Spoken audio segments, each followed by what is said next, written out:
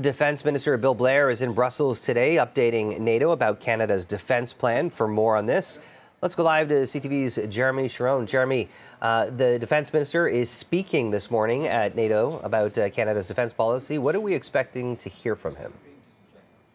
Yeah, Jamie, the defense minister actually has now addressed the media in Brussels and just providing an update on Canada's defense spending and this, widely talked about 2% target that NATO and all of its members has set and has now become kind of a minimum expectations for NATO members to be spending of GDP on defense. What we know is that last year, according to NATO numbers, Canada spent about 1.33% of its GDP on defense spending.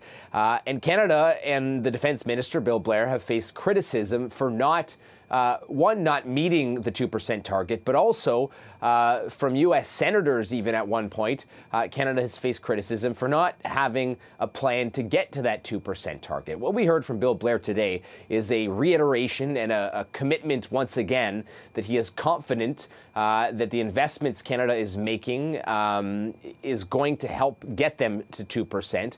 But we did not hear today a definitive timeline or date on when Canada thinks it can get there. A new defense spending policy was announced in April, which outlined a plan to get to a little over 1.7% by 2030, but still no clear path to 2%.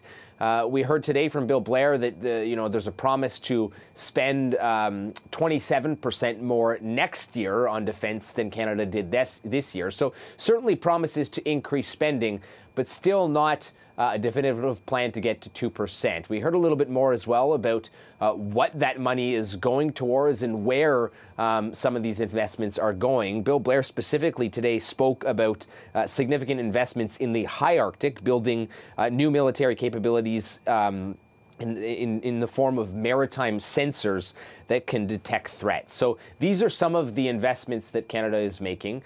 And again, we heard today from the defense minister that he feels as though they're continuing to make investments that will get them to that 2% target. But surely there will be some criticism due to the fact that there is no date yet, and we've not seen the clear path to get there.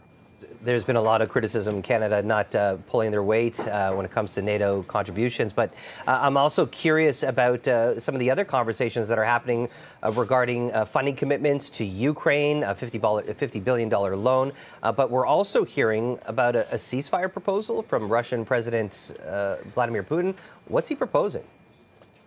Yeah, that's absolutely, part of the conversation at this summit. NATO members and allies speaking, obviously, about this. And as you talked about yesterday, a lot of funding announced that the $50 million loan, but also talk about getting access to frozen Russian assets to go directly to Ukraine to help.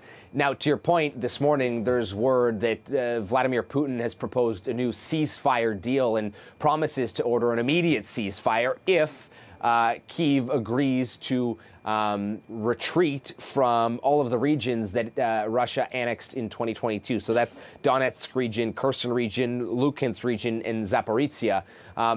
It's a bit more of a show than anything, Jamie. It's widely expected that this is basically a non-starter for Kyiv, but just more of an attempt by Vladimir Putin to try and make himself, I guess, look good. That's CTV's Jeremy Sharon. We appreciate that report. Thank you.